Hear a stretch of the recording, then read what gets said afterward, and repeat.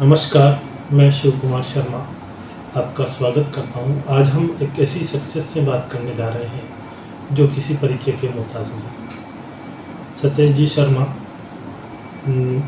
Urban bank cooperative urban bank के chairman और कांग्रेस के लोकप्रिय नेता। स्थानीय लेवल पर अपने लोकप्रिय होने के बावजूद आज हमारे साथ समय निकाल रहे हैं। सतेज जी, आपका बहुत बहुत स्वागत है।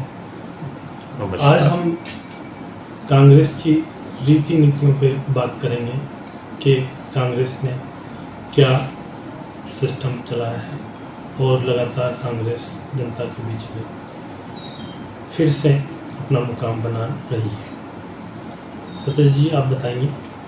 देखो, कांग्रेस पार्टी लगभग 140 वर्षों की पुरानी पार्टी है और जिस उद्देश्य से कांग्रेस पार्टी का गठन किया था, देश को आज़ादी दिलाने के लिए, महात्मा गांधी जी के नेतृत्व में अनेक ज्ञात और अज्ञात शहीदों ने अंग्रेज़ों को यहाँ से भगाकर इस देश को आज़ाद करवाया। उसमें कांग्रेस और कांग्रेस के नेताओं की बहुत महत्वपूर्ण भूमिका रही है।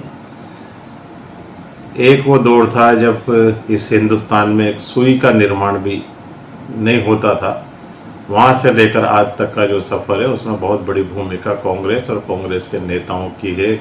कांग्रेस के पहले हमारे देश के प्रधानमंत्री पंडित जवाहरलाल नेहरू जी की जो सोच, किस प्रकार उन्होंने डैम्स बनाए ताकि किसानों को सिंचाई का पानी मिले, स्वास्थ्य बेहतर इस देश के आम नागरिकों का हो, उसके लिए उन्होंने एम्स बनाए। हमारे देश का टैलेंट देश और दुनिया में अपना नाम रोशन करे, उसके लिए उन्होंने IIM जैसे इंस्टीट्यूट बनाए, IITs बनाए।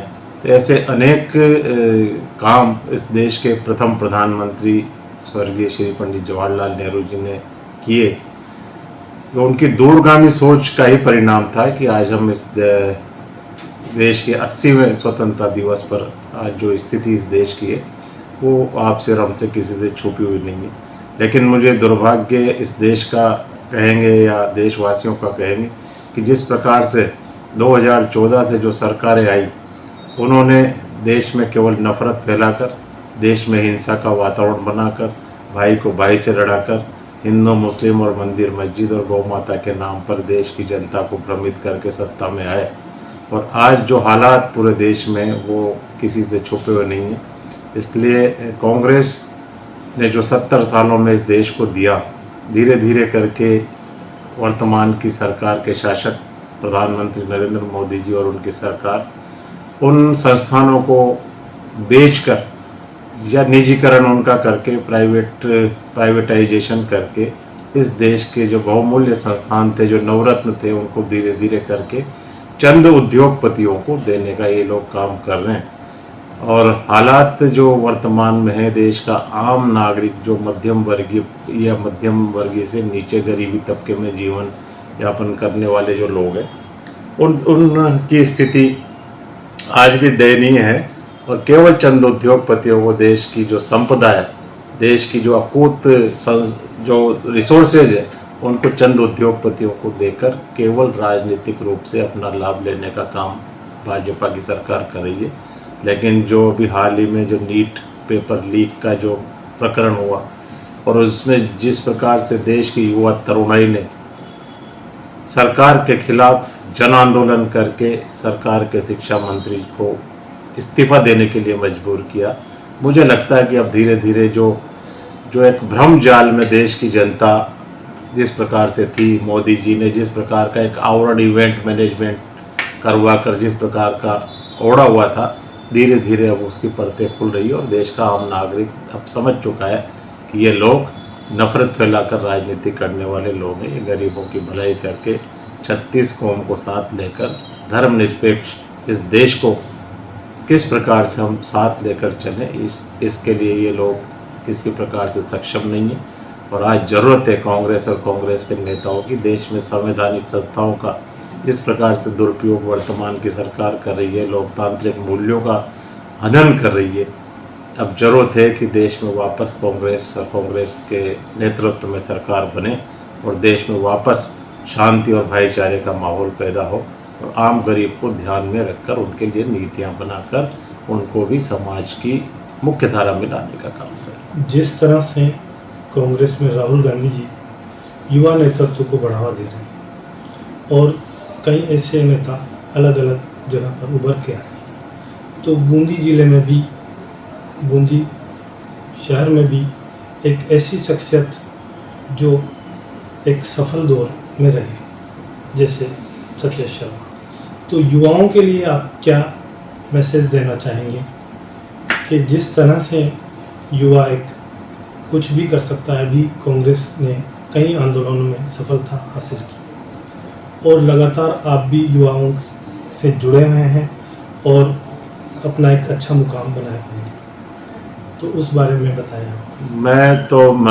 ये बिल्कुल सही बात है कि आज राहुल गांधी जी देश में नौजवानों को आगे बढ़ाने के लिए लगातार प्रयासरत हैं और कई ऐसे नए नेता उन्होंने राजनीति में आगे लाने का उन्होंने काम किया। यूथ कांग्रेस में जो इलेक्शन का उन्होंने पैटर्न किया, उससे कई हमारे नए नेता पूरे देश में राजनीति में आने का उनको अवसर मिला।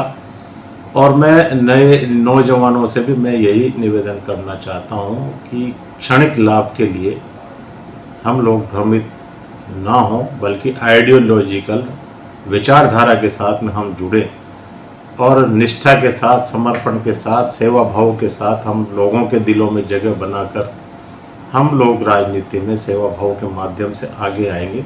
वैचारिक रूप से मजबूत होकर कांग्रेस की जो विचारधारा है उसके साथ मजबूती से हम लोग जुड़कर काम करेंगे तो निश्चित रूप से आने वाले समय में राहुल गांधी जी उनको भी अवसर देंगे।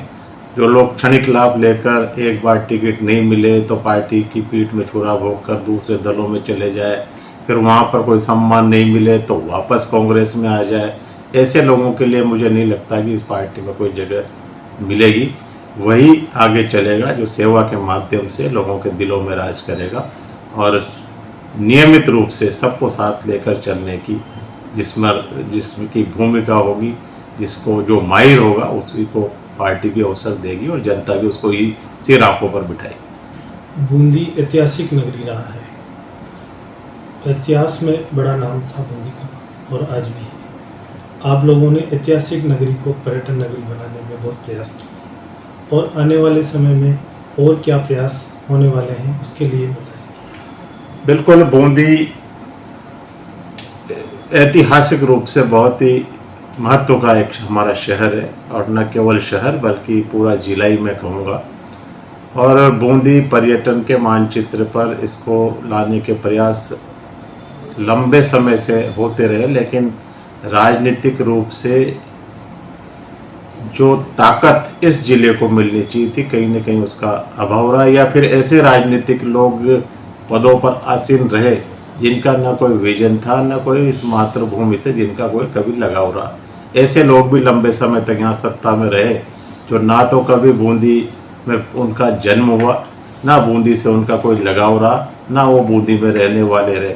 कोई जयपुर से, कोई जम्मू कश्मीर से और पता नहीं कहाँ हिमाचल से कई लोग आए, चुनाव जीत कर गए, क्योंकि जो जिसका मातृभूमि से ही लगाव उसी का हो सकता है जिसका जन्म इस भूमि में हुआ हो, और उसी को अधिक चिंता इस क्षेत्र के विकास की रहेगी। मैं इस आपके चैनल के माध्यम से भी ये बताना चाहता हूँ कि बहुत लंबे समय पहले हरिमोहन शर्मा जी जब 85 से 90 में विधायक थे, उसके बाद जब भी सरकारें रही तो चाहे वो टेरेस गार्डन का डेवलपमेंट हो, चाहे स्मृति कुंज के माध्यम से जय सागर में हमने इसको पर्यटन में लाने का एक काम किया, वृंदावती होटल RTDC की जो बनी वो भी इसी के उसमें रहा। बूंदी में टीवी टावर का निर्माण हुआ, जब गिरिजा व्यास जी सूचना प्रसारण मंत्री थी उनके समय पर इसका निर्माण हुआ, वो भी हमारे प्रयासों से ही हुआ। बूंदी में रेलवे का शिलान्यास और उद्घाटन एक ही कार्यकाल में हुआ।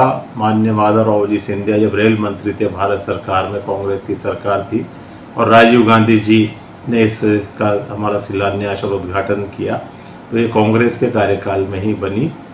और फिर भी अनेक ऐसे काम किए जा सकते थे जो दूरदृष्टि के अभाव में, विजन के अभाव में ये काम जो जनप्रतिनिधि जिनकी अधिक जिम्मेदारी थी वो लोग नहीं कर पाए। लेकिन फिर भी इस बूंदी का अब जो रामगढ़ अभ्यारण्य के माध्यम से धीरे धीरे मुझे लगता है कि ये लाइफलाइन होगी बूंदी की। बूंदी में एयरपोर्ट भी वर्तमान में बनने जा रहा है, जिसमें पहले बूंदी का नाम शामिल नहीं था, लेकिन जनता को साथ लेकर लड़ाई लड़ी विधायक हरिमोहन शर्मा जी ने विधानसभा में अपनी बात को मजबूती से उठाया, और जिसके फलस्वरूप कोटा एयरपोर्ट के साथ बूंदी का नाम भी उसमें शामिल करना पड़ा, क्योंकि पूरी ज़मीन लगभग 3000 वर्ग मीटर भूमि, 3000 वर्ग किलोमीटर भूमि बूंदी जिले के राजस्व की, और 1 इंच जमीन भी कोटा की नहीं है, फिर भी बूंदी का नाम नहीं होना दुर्भाग्यपूर्ण था। लेकिन अब वो स्थितियां काफ़ी ठीक हो गई है, जनता की आवाज़ को सुना गया, और आने वाले समय में जब एयरपोर्ट बन जाएगा तो देश और दुनिया से के भी काफ़ी लोग टूरिज्म के माध्यम से, औद्योगिक विकास के माध्यम से यहाँ लोग आएंगे, उसका लाभ बूंदी के नौजवानों को। कोटा विकास प्राधिकरण का गठन होने के बाद बूंदी के कई सारे गांव उसमें ये बहुत दुर्भाग्यपूर्ण स्थिति। क्या उससे बूंदी का विकास होगा? निश्चित रूप से इसका बहुत बड़ा नुकसान कोटा के जो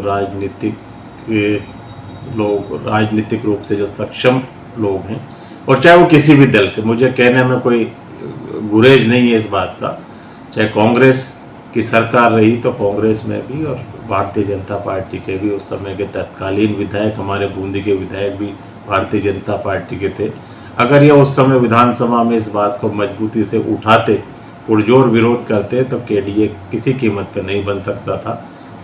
और केडीए के जो 72-73 गांव कांग्रेस के वो इस बूंदी जिले के शामिल किए केडीए में, आज करोड़ों रुपए की भूमि को बेच करके, जिन लोगों के बरसों पुराने जिनके कब्जे थे, उन लोगों को उस अतिक्रमण से मुक्त कराकर आज इसको बेचा जा रहा है, और मोटे दामों में बेचकर उसका एक नया पैसा भी उन गांवों के विकास के लिए नहीं लगाया जा रहा है, और सारा का सारा पैसा कोटा के विकास के लिए लगाया जा रहा है। अभी हाल ही में रामपुरिया जो एयरपोर्ट के पास की भूमि थी, 432 करोड़ रुपए अकेले एक उद्योग लगाने के लिए उस ज़मीन को बेचा गया, और उस 432 करोड़ में से 432 रुपये भी उस गांव के विकास के लिए खर्च नहीं किया गया। तो दुर्भाग्यपूर्ण है।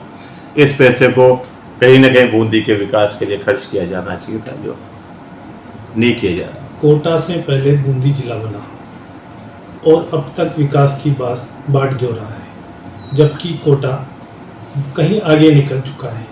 इसे राजनीतिक असमर्थता माने या विडंबना? निश्चित रूप से राजनीतिक असमर्थता भी रही। जिन लोगों की जिम्मेदारी थी उन लोगों ने बहुत अधिक ध्यान नहीं दिया, केवल गिने चुने लोग ही उसके लिहाज से काम कर पाए, या जिन लोगों का विजन था उनको अधिक मौका, अधिक अवसर यहाँ पर नहीं मिला। इस वजह से भी एक कारण यह भी है, कोटा में रेलवे का उस समय आना, कोटा में चंबल का होना, आईएल का और जेके का जैसे बड़े बड़े उद्योग वहाँ पर होना, ये कोटा के विकास में इनका एक बहुत महत्वपूर्ण योगदान रहा है। ऐसा आकलन लगाया जा रहा है या माना जा रहा है कि बूंदी में लोगों में जागरूकता का अभाव है विकास के प्रति। विकास तो सभी चाहते हैं, मैं तो ये जागरूकता वाली बात तो नहीं, आपसे आपकी बात से सहमत तो नहीं हूँ, लेकिन हर व्यक्ति चाहता है विकास हो, लेकिन कहता तो हर आदमी विकास हो, राजनेता भी कहते हैं विकास हो, लेकिन विकास के लिए उनके पास कोई प्लान नहीं है। किस प्रकार से इसका प्लान बनाकर हम उसको इम्प्लीमेंट करें, उसको एग्जीक्यूट करें, इस तरह की कोई प्लानिंग उनके पास है नहीं। केवल भाषणों में विकास चाहिए, भाषणों में बूंदी जिले को पर्यटन के अंतर्राष्ट्रीय नक्शे पर चाहिए, बूंदी में दूसरे देशों से टूरिस्ट यहाँ पर आए, बड़े बड़े हुए, लेकिन उसके लिए हमें बेसिक इंफ्रास्ट्रक्चर भी, आप देखो आज शहर की बहुत दुर्दशा है, जगह जगह कचरे के ढेर हैं, गंदगी का एक ऐसा आलम है। कोई टूरिस्ट भी बाहर से आता है तो वो एक अच्छा संदेश यहाँ से लेके नहीं जाता। कम से कम बेसिक इंफ्रास्ट्रक्चर जो है, इसमें तो कोई बहुत ज़्यादा पैसा की भी आवश्यकता नहीं है। तो बेसिक इंफ्रास्ट्रक्चर अगर हम इनको देंगे तो पूरे देश में स्वच्छता अभियान चल रहा है, ऐतिहासिक नगरी होने के बावजूद भी यहाँ स्वच्छता अभियान नहीं देखा गया बिल्कुल। बिल्कुल नगर परिषद की ये जिम्मेदारी है, लेकिन मैं इसके साथ साथ ही एक बात और कहना चाहूँगा कि आम नागरिक को भी, हम बूंदी के वासी हैं, हमारी भी ये जिम्मेदारी है कि हम भी इस शहर को स्वच्छ बनाए रखने में, अगर एक एक आदमी, एक एक व्यक्ति भी अपना योगदान देगा तो उससे भी बहुत फ़र्क पड़ेगा। हम देखते हैं कि अपने घर का कचरा आप बाहर आके सड़क पर डाल रहे हो, छत के ऊपर से कोई गंदगी आप सड़क पर डाल रहे हो, तो ये आदतें हमको भी सुधारनी चाहिए हर नागरिक को, और हमारा प्रयास होना चाहिए कि कम से प्रशासन कम के साथ नागरिकों की भी जिम्मेदारी बहुत बड़ी जिम्मेदारी। बनती है। केवल अकेला सरकार के भरोसे, अकेला विधायक और सांसद के भरोसे अगर हम चाहें, तो जब तक आम भागीदारी उसमें नहीं होगी, आम आदमी भी ये महसूस जब तक नहीं करेगा कि हाँ ये जिम्मेदारी हमारी भी, तब तक थोड़ा मुश्किल काम रहेगा। आपने अपना कीमती समय निकाला, आपके लिए बहुत बहुत धन्यवाद। धन्यवाद।